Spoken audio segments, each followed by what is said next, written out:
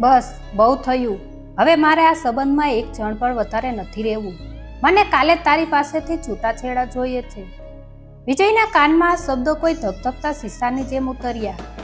સામે એની પત્ની નેહા ઊભી હતી, જે આંખોમાં ક્યારેક એના માટે અઢળક પ્રેમ અને આદર હતો, ત્યાં આજે માત્ર નફરત, ગુસ્સો અને કડવાશ સ્પષ્ટ દેખાતી હતી. ઘરની એ ચાલીસાન દિવાલો જે ક્યારેક એમને સ્વર્ગ જેવી લાગતી હતી, આજે જાણે કોઈ જેલની જેમ એમના પર પડવા આવી રહી હતી. વિજય એકદમ સ્તબ્ધ થઈ ગયો. એના પગ નીચેથી જાણે જમીન સરકી ગઈ. એને સમજ જ નહોતી પડી રહી કે છેલ્લા 5 વર્ષમાં એવું તે શું થઈ ગયું કે આટલો પ્રેમાળ સંબંધ અચાનક આટલા ભયાનક અને અણધાર્યા વળાંક પર આવીને ઊભો રહી ગયો. નેહાએ તો પોતાની બેગ પણ પેક કરી લીધી હતી. એના ચહેરા પર કોઈ રડવાના કે ઉદાસીના ભાવ નહોતા, પણ એક પથ્થર જેવી કઠોરતા હતી. એ છેલ્લા 1 કલાકથી બબડતી હતી, પોતાની ફરિયાદના મોટા પોટલા ખોલી રહી હતી. પણ વિજય તો બસ એકીટસે કોઈ જીવતા લાશની જેમ એની સામે જોઈ રહ્યો હતો. એના માટે નેહાનું જવું એ માત્ર ઘર છોડીને જવું નહોતું, પણ પોતાની આખી દુનિયાને વિખરાઈ જવું હતું. ચાલો આપણે આજના આ ખરાબ દિવસ પર પહોંચતા પહેલા થોડી પાછળની એમના ભૂતકાળની વાત કરીએ. વિજય અને નેહાના લગ્ન લવ મેરેજ હતા. એમની લવ સ્ટોરી કોઈ સુંદર રોમાન્ટિક ફિલ્મ કહાનીથી સહેજ પણ કમ નહોતી. કોલેજમાં પહેલી નજરનો પ્રેમ, પછી કેન્ટીનમાં એકબીજાની સાથે ગાળેલી કલાકો, રવિવારની લાંબી લોંગ ડ્રાઈવ અને ભવિષ્યના સપનાઓનું એક આખું વિશાળ વિશ્વ. જ્યારે એમના લગ્ન થયા ત્યારે સમાજના બધા જ લોકોને અને એમના મિત્રોને લાગતું હતું કે આ જોડી તો 7 જન્મ સુધી સાથે જ રહેશે. વિજય એક ખૂબ મોટી મલ્ટીનેશનલ કંપનીમાં ઉચ્ચ હોદ્દા પર કામ કરતો હતો અને નેહા એક સરકારી શાળામાં શિક્ષિકા તરીકે ફરજ બજાવતી હતી.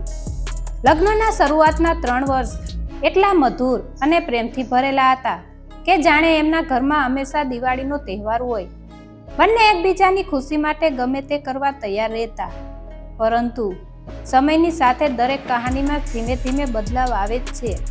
બિલકુલ એમ જ વિજય અને નેહાની જિંદગીમાં પણ બદલાવ આવવાની શરૂઆત થઈ ગઈ. વિજયને ઓફિસમાં મોટું પ્રમોશન મળ્યું અને એની સાથે જ એના માથા પર કામની જવાબદારીઓનો પહાડ આવી પડ્યો. સવારના 7 વાગ્યે ઘરથી નીકળવું અને રાત્રે 10-11 વાગે થાકીને લોથપોથ થઈને ઘરે પાછા આવવું, આ એમની રોજિંદી કંટાળાજનક દિનચર્યા બની ગઈ હતી. ઘરમાં પૈસા પુષ્કળ આવ્યા, નવી ગાડી આવી, મોટો બંગલો આવ્યો, પણ આ બધી ભૌતિક સુખ સુવિધાઓ વચ્ચે જે સૌથી કિંમતી વસ્તુ નહોતી રહી એ હતો એકબીજા માટેનો સમય. નેહા આખો દિવસ સ્કૂલેથી થાકીને ઘરે આવતી અને મોટા એકલા ઘરમાં વિજયની રાહ જોતી રહેતી. શાળાના બાળકો સાથે એનો સમય સારી રીતે પસાર થઈ જતો, પરંતુ ઘરે આવ્યા પછી આલિશાન ઘરનો સન્નાટો એને કરડવા દોડતો હતો. રવિવારની રજાના દિવસે પણ વિજય કોઈકવાર ક્લાયન્ટ મીટિંગમાં બહાર જતો રહેતો, તો કોઈકવાર ઘરમાં જ ફોન પર કલાકો સુધી બિઝનેસની વાતો કરતો રહેતો. નેહાને પોતાના જ ઘરમાં એક અજાણ્યા મહેમાન જેવું મહેસૂસ થવા લાગ્યું હતું. જે વિજય ક્યારેક નેહાના માથાના દુખાવા પર અડધી રાત્રે જાગીને મલમ લગાવતો હતો, એ જ વિજયને હવે નેહાની આંખોમાં આંસુ પણ નહોતા દેખાતા.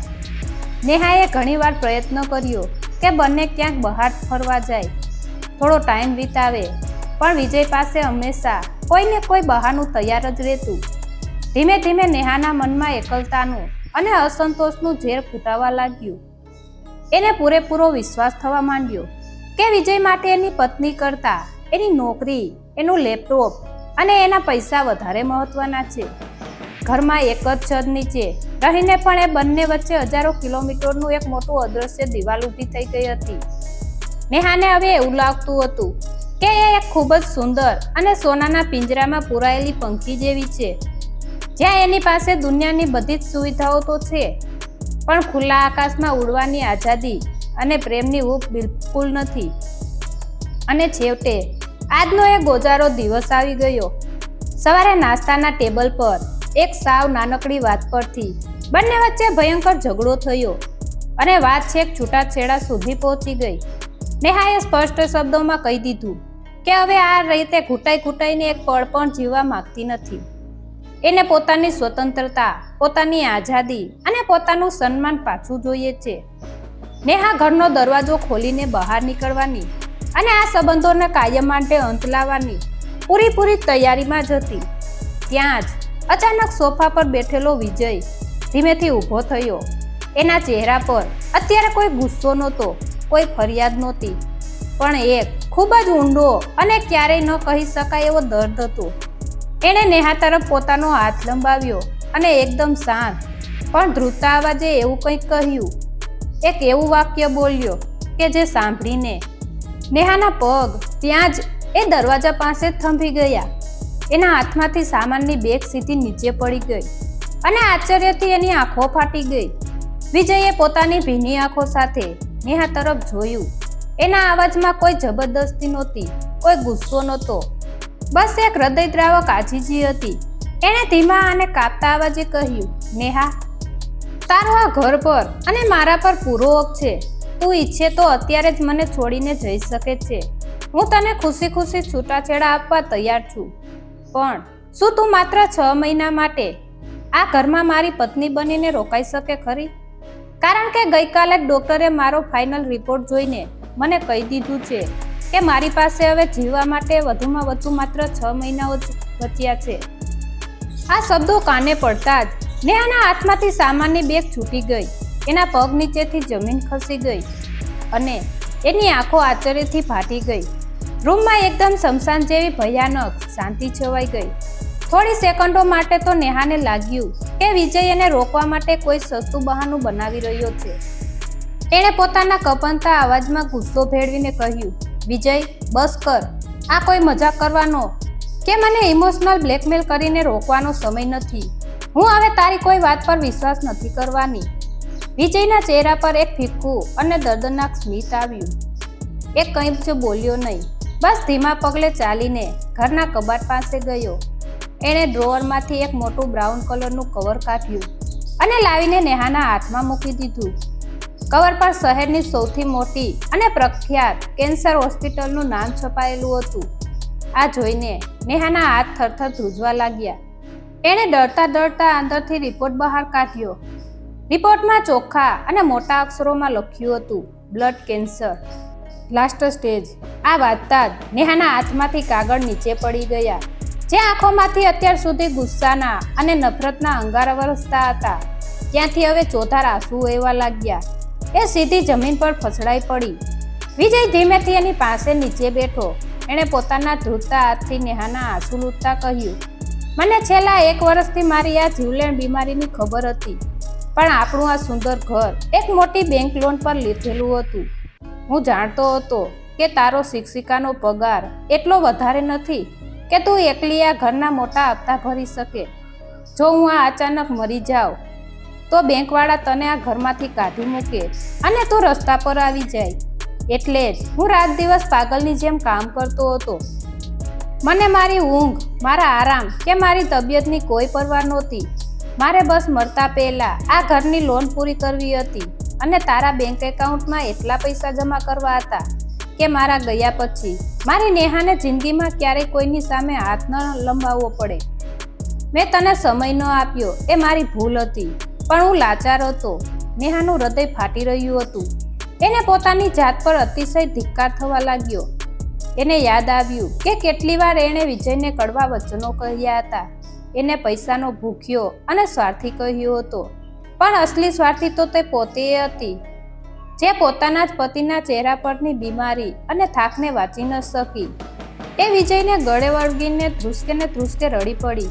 મને માફ કરી દે વિજય.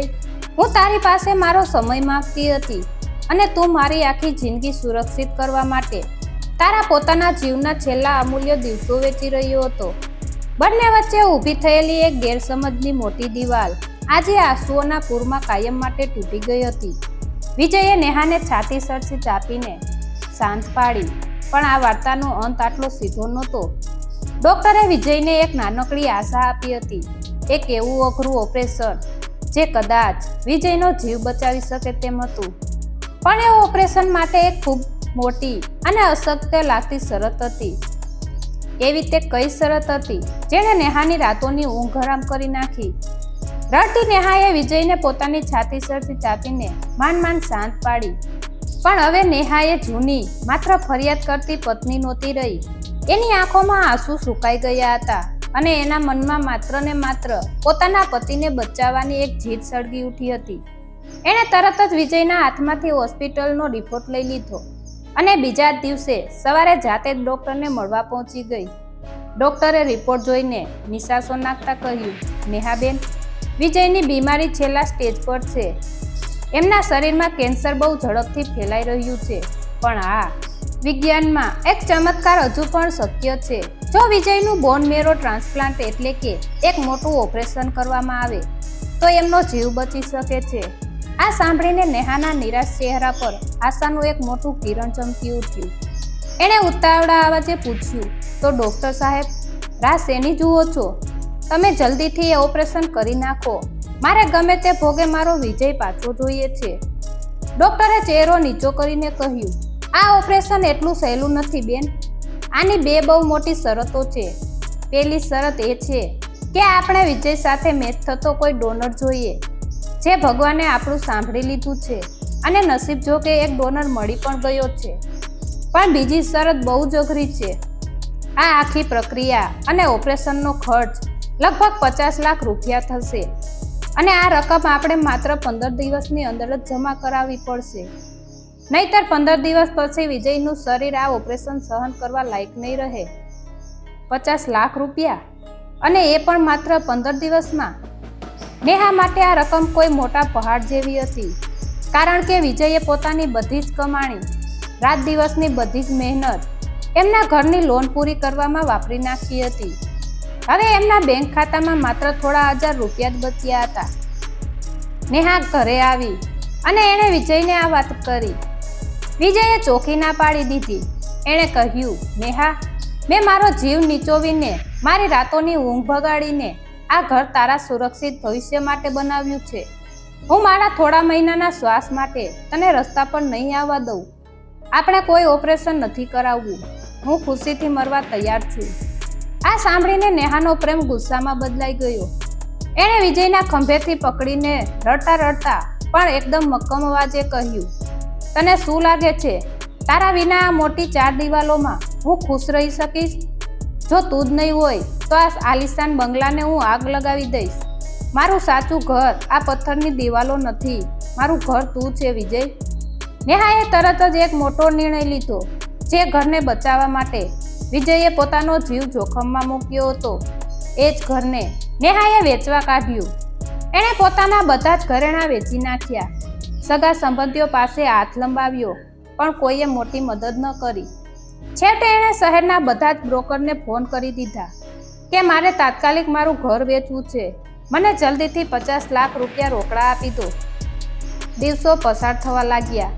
1 દિવસ ગયો, 2 દિવસ ગયા, 5 દિવસ ગયા, પણ કોઈ ગ્રાહક એટલી જલ્દી 50 લાખ રૂપિયા રોકડા આપવા તૈયાર ન થયું. બીજી તરફ વિજયની તબિયત દિવસ રાત બગડી રહી હતી. એ હવે પથારીમાંથી ઊભો પણ નહોતો થઈ શકતો. ડોક્ટરે આપેલી 15 દિવસની મુદતમાંથી 12 દિવસ તો પૂરા થઈ ગયા હતા. નેહા હવે સાવ ભાંગી પડી હતી. એને લાગ્યું કે હવે બધું જ ખતમ થઈ જશે. એ પોતાના વિજયને ગુમાવી દેશે. પણ બરાબર 13મા દિવસે એમના દરવાજે એક અજાણ્યો માણસ આવ્યો. એ એક મોટી લક્ઝરિયસ ગાડીમાંથી ઉતર્યો અને સીધો ઘરમાં આવ્યો. એણે ઘર ખરીદવા માટે 50 લાખ રૂપિયાનો ચેક સીધો જ ટેબલ પર મૂકી દીધો. પણ એ ચેક આપતા પહેલા એણે નેહા સામે એક એવી વિચિત્ર શરત મૂકી જે સાંભળીને નેહાના પગ નીચેથી જમીન ખસી ગઈ. ટેબલ પર પડેલા એ 50 લાખ રૂપિયાના ચેકને જોઈને નેહાના હૃદયના ધબકારા વધી ગયા. જે અજાણ્યો માણસ એના ઘરમાં આવ્યો હતો એ શહેરનો એક મોટો અને ખૂબ જ કડક સ્વભાવનો પ્રોપર્ટી ડીલર હતો, જેનું નામ રમણલાલ હતું. રમણલાલે પોતાની ધીમી પણ કડક ભાષામાં કહ્યું, નેહાબેન, મને ખબર છે કે તમારે તમારા પતિના જીવ બચાવવા માટે તાત્કાલિક પૈસાની જરૂર છે. બજારમાં અત્યારે આ ઘરના કોઈ 40 લાખ પણ નહીં આપતું, પણ હું તમને 50 લાખનો પૂરો ચેક આપી રહ્યો છું. પરંતુ મારી એક બહુ જ કડક શરત છે. નેહાએ ડરતા ડરતા પૂછ્યું, કેવી શરત? રમણલાલે જવાબ આપ્યો, શરત એ છે કે તમારે મને આ ઘરના કાગળિયા અત્યારે ને અત્યારે સાઇન કરીને આપવા પડશે. અને સૌથી મોટી વાત, તમારે આ ઘર અત્યારે જ માત્ર 2 જ કલાકમાં ખાલી કરવું પડશે. તમે આ ઘરમાંથી એક પણ રાચરચીલું ફર્નિચર કે યાદગીરીની કોઈ પણ વસ્તુ સાથે નહીં લઈ જઈ શકો. માત્ર તમારા પહેરેલા કપડાં અને તમારા બીમાર પતિને લઈને તમારે 2 કલાકમાં જ અહીંથી નીકળી જવું પડશે. બોલો, મંજૂર છે આ સોદો? આ શરત સાંભળીને નેહાના પગ નીચેથી જમીન ખસી ગઈ. વિજય અત્યારે બેભાન અવસ્થામાં પથારીમાં પડ્યો હતો. આવા ગંભીર બીમાર પતિને લઈને 2 કલાકમાં ક્યાં જવું? માથે હવે કોઈ છત નહોતી રહેવાની. જે ઘર વિજયે પોતાના પરસેવાથી અને લોહીનું પાણી કરીને બનાવ્યું હતું, એ આજે હંમેશા માટે છૂટી રહ્યું હતું. થોડીવાર માટે નેહાની આંખોમાંથી આંસુ વહી પડ્યા, પણ પછી એણે બેડ પર સૂતેલા વિજયના નિસ્તેજ ચહેરા તરફ જોયું અને એના આંસુ સુકાઈ ગયા. એની અંદર રહેલી એક પત્નીની તાકાત જાગી ઉઠી. નેહાએ એક પણ સેકન્ડનો વિચાર કર્યા વિના એ પ્રોપર્ટીના કાગળો પર સહી કરી દીધી અને રમણલાલના હાથમાંથી ચેક લઈ લીધો. નેહાએ એકદમ મક્કમ અવાજે કહ્યું, મને તમારી બધી શરતો મંજૂર છે. મારા માટે આ ઈંટો અને પથ્થરની દિવાલો કરતાં મારો વિજય વધારે કિંમતી છે. જ્યાં મારો પતિ છે એ જ હવે મારું ઘર છે.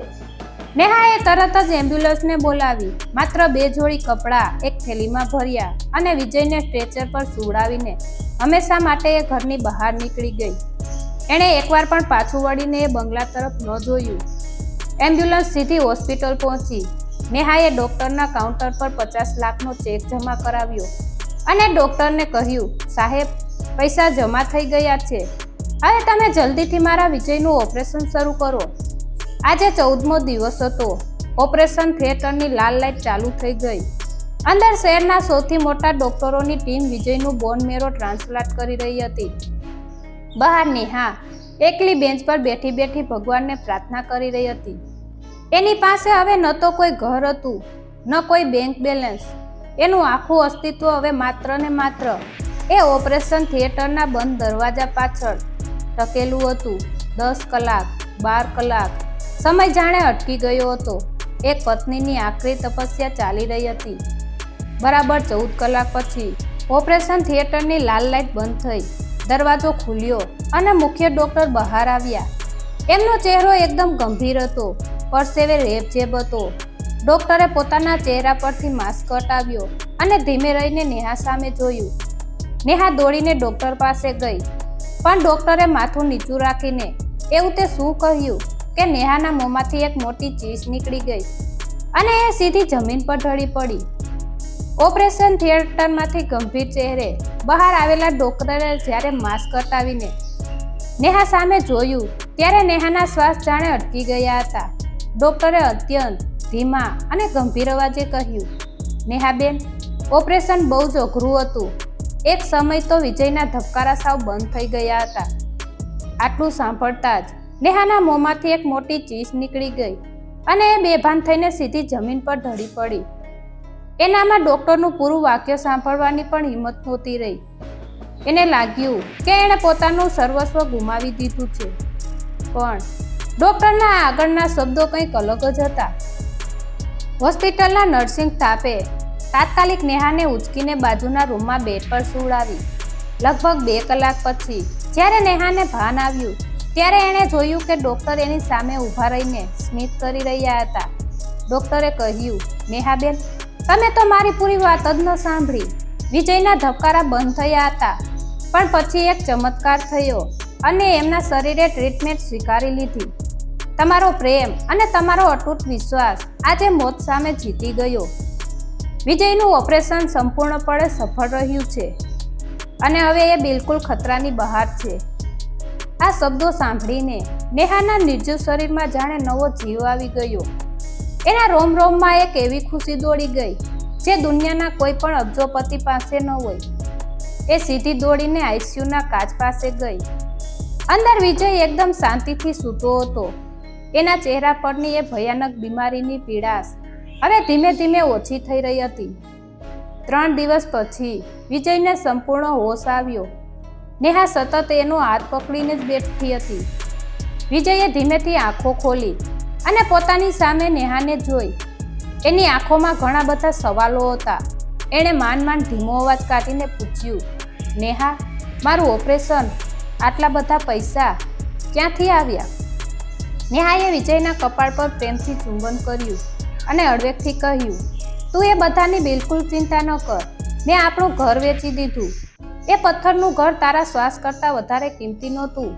હવે તું જ મારું ઘર છે અને જ્યાં આપણે સાથે હોઈશું ત્યાં ફરીથી એક નવી સુંદર દુનિયા વસાવી લઈશું.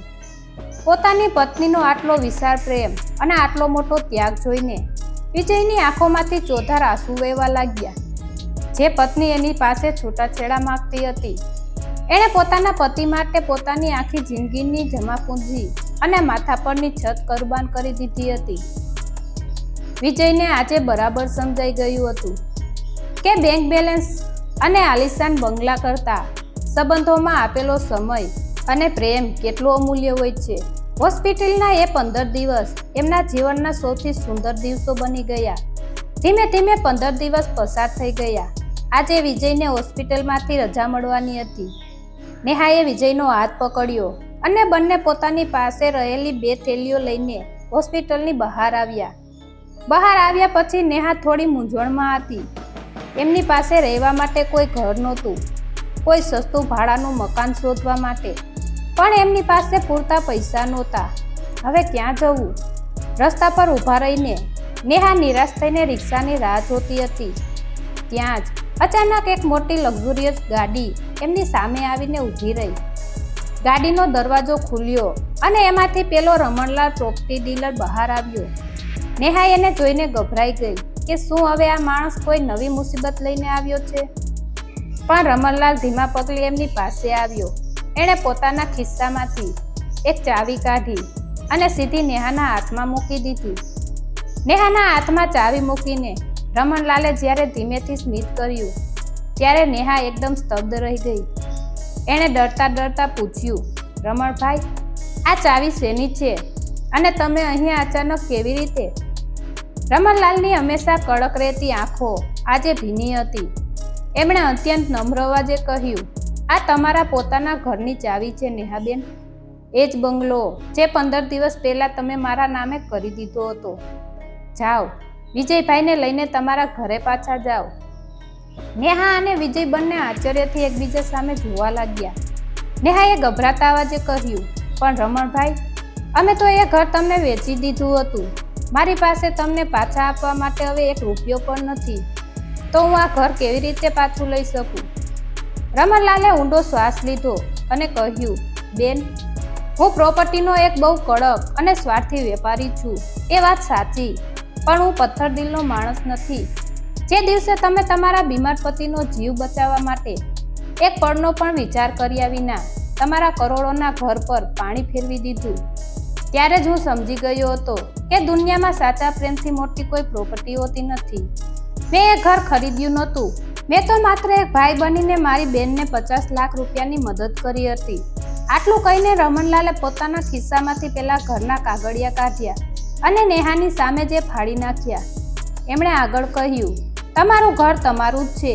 આરામથી ત્યાં રહો. જ્યાં વિજયભાઈ પૂરા સાજા થઈ જાય, ફરીથી નોકરીએ લાગી જાય, ત્યારે ધીમે ધીમે તમારી અનુકૂળતા મુજબ મારા પૈસા પાછા આપી દેજો. એના પર કોઈ વ્યાજ નથી અને કોઈ ઉતાવળ પણ નથી. બસ હવે આ ભાઈને ભૂલતા નહીં. આ સાંભળીને નેહા અને વિજય બંને ધ્રુસકે રડી પડ્યા. એમણે 2 હાથ જોડીને રમણલાલનો આભાર માન્યો. રમણલાલ એમને પોતાની જ ગાડીમાં બેસાડીને એમના બંગલે મૂકી ગયા. આજે જ્યારે નેહા અને વિજયે પોતાના ઘરમાં ફરીથી પગ મૂક્યો ત્યારે એ દિવાલો એમને કોઈ પથ્થરની ઇમારત નહીં પણ પ્રેમનું એક પવિત્ર મંદિર લાગી રહી હતી. વિજયે ઘરમાં જતા જ નેહાને ગળે લગાવી લીધી. હવે એમની જિંદગી સાવ બદલાઈ ગઈ હતી. વિજય સાજો થયા પછી ફરી કામે તો લાગ્યો, પણ હવે એ ઓફિસનું લેપટોપ ક્યારેય ઘરે ન લાવતો. રવિવારે કોઈ મીટિંગ નહોતી થતી. બંને સાથે બેસીને ચા પીતા, વાતો કરતા અને મોકળાશથી હસતા. જે ઘરમાં ક્યારેક છૂટાછેડાની વાતો થતી હતી, ત્યાં આજે દુનિયાનો સૌથી સાચો અને પવિત્ર પ્રેમ શ્વાસ લઈ રહ્યો હતો. મિત્રો, આ વાર્તા આપણને જીવનનો સૌથી મોટો પાઠ ભણાવે છે જિંદગીમાં પૈસા કમાવવા, સારી નોકરી મેળવવી અને મોટું ઘર બનાવવું ખૂબ જરૂરી છે, પણ એ બધું તમારા સંબંધોની કિંમત ચૂકવીને ક્યારેય ન કરતા. જ્યારે તમારા પર કોઈ મોટી મુસીબત આવશે ત્યારે તમારું બેંક બેલેન્સ કે તમારી કંપનીનો બોસ તમને બચાવવા નહીં આવે. ત્યાં તો તમારો જીવન સાથી, તમારો પાર્ટનર જ તમારી પડખે ઢાલ બનીને ઊભો રહેશે. એટલે જ બધું જ કમાજો, પણ પોતાના પ્રિયજનો માટે સમય કાઢવાનું ક્યારેય ભૂલતા નહીં. સાચો પ્રેમ એ જિંદગીની સૌથી મોટી કમાણી છે. જો નેહાના આ અતૂટ પ્રેમ અને વિજયની આ હૃદયસ્પર્શી વાર્તાએ તમારી આંખો ભીની કરી હોય તો અત્યારે જ આ વિડીયોને તમારા જીવનસાથી, પરિવાર અને મિત્રો સાથે શેર કરો. તમને આ વાર્તા કેવી લાગી તે કોમેન્ટમાં ચોક્કસ જણાવજો. અને હા, જો તમે તમારા પાર્ટનરને સાચો પ્રેમ કરતા હો તો કોમેન્ટમાં જય શ્રી કૃષ્ણ લખવાનું ચૂકતા નહીં. આવી જ સુંદર, હૃદયને સ્પર્શી જાય તેવી અને જીવન બદલી નાખે તેવી વાર્તાઓ સાંભળવા અમારી ચેનલને ફટાફટ સબસ્ક્રાઇબ કરી લો અને બેલ આઇકન દબાવી દો. મળીએ એક નવી વાર્તા સાથે. ત્યાં સુધી ખુશ રહો અને તમારા સંબંધોને સમય આપતા રહો. આભાર.